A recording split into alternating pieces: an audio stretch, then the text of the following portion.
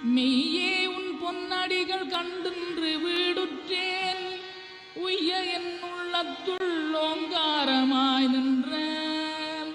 மெய்யா விமலா விடைப்பாக வேதங்கள் ஐயா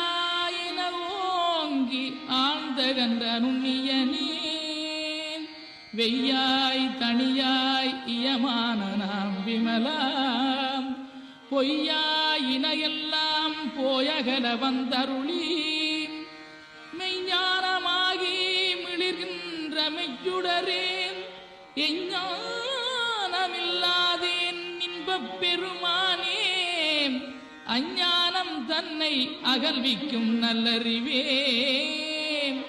ஆக்கமழகிருதி இல்லாய்